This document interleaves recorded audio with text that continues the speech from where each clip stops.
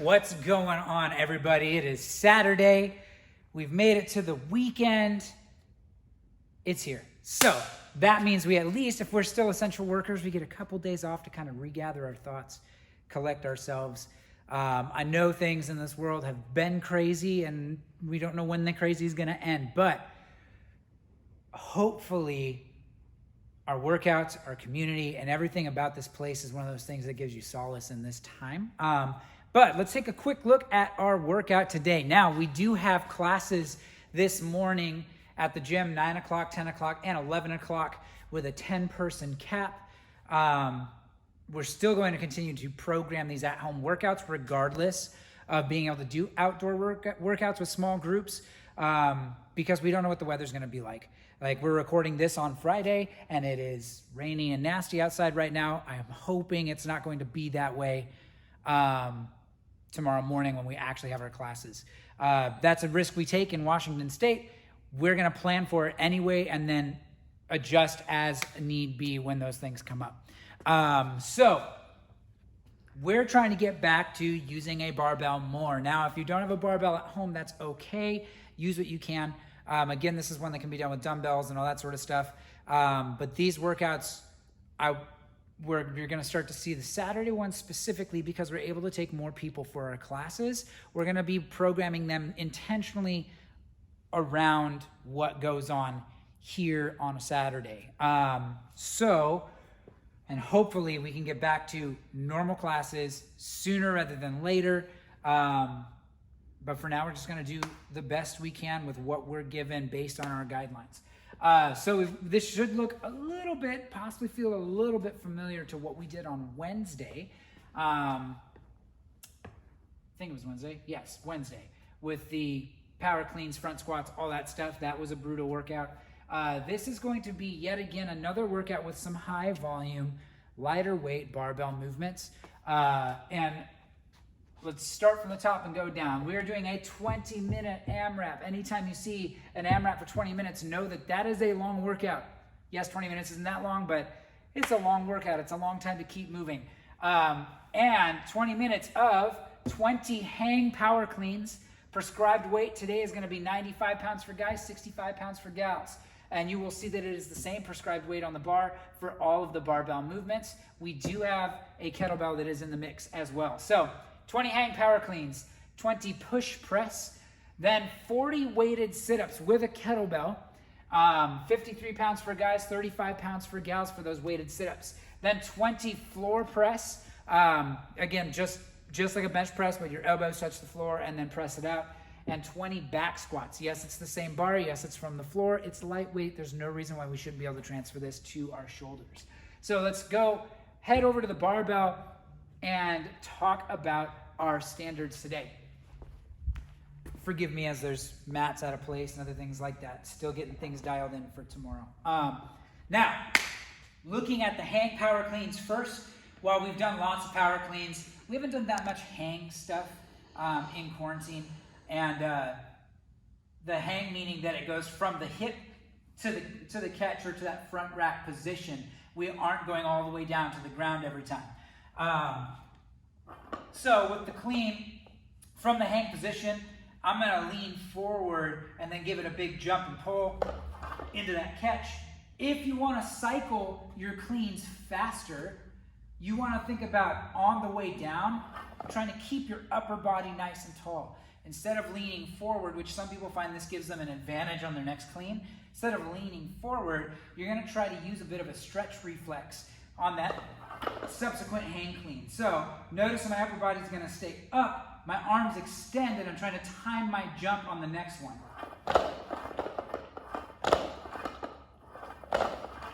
So it is a faster way to cycle. What I find is you will beat up your quads. You will end up with bruises from the bar and all that stuff. You want to try to allow your arms to extend and that change of direction to happen from the jump.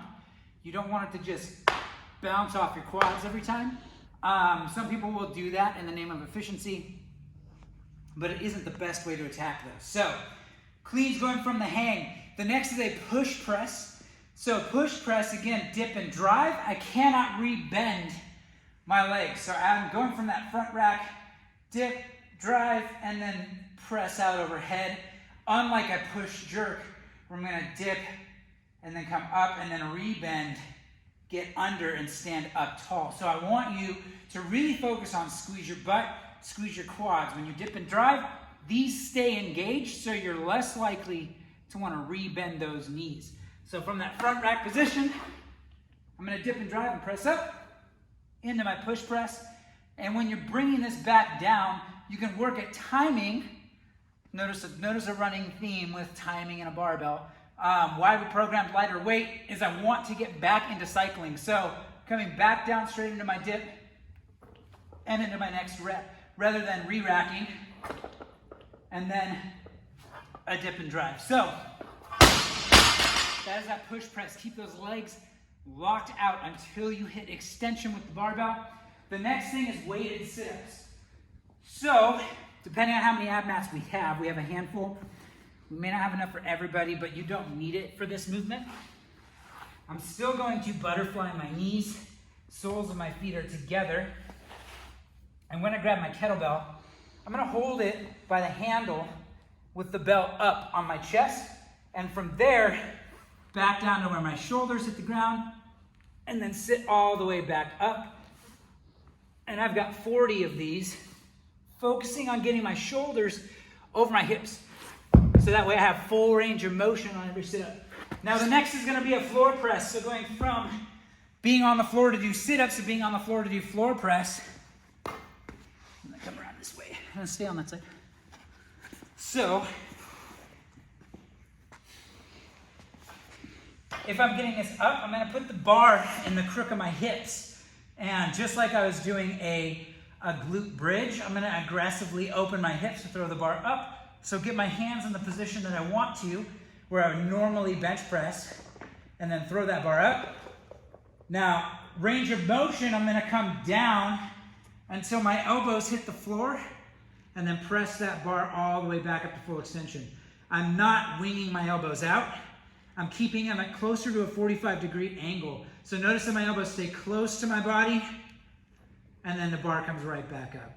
So, and an easiest way to get out from under a floor press, whether you're all the way up or partially up, push up on that bar, hang on to it, and let that bar come down and hit the ground.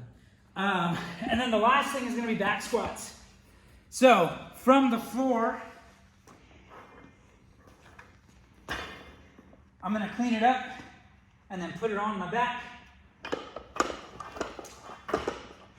And from here, standard back squat, guys. So knees out, hips back, down to depth. So hip crease below the top of our knee, and then back up to full extension. Make sure you're squeezing your butt at the top so those hips are open and you're standing up tall. Don't finish in a closed hip position and start to go back down just because it feels faster. You may not be finishing your reps. So that is what we're getting ourselves into today. 20 minutes, keep moving. I know that we haven't done as much barbell work, so even a 95-pound or a 65-pound bar can feel really heavy. It's okay to scale it back. This workout can totally be done with an empty bar. Less weight can be done with other implements. The intention here, try to keep moving. So don't go so heavy that you sit there and stare at the bar, wishing that it was lighter. Just try to stay steady for the whole 20 minutes. Rounds and reps is our score. So that's what we're getting ourselves into. It's gonna be a good one today. Excited to be in class with you guys today and going into next week. And hopefully that phase from phase 1.5, 2, 3, so on can happen pretty rapidly here so we can get back to normal, get back to being around each other, being better because of who we spend our time with and what we do here, and just working on chasing our goals and being about that life again. So here's to you guys. It's Saturday. Let's get after it.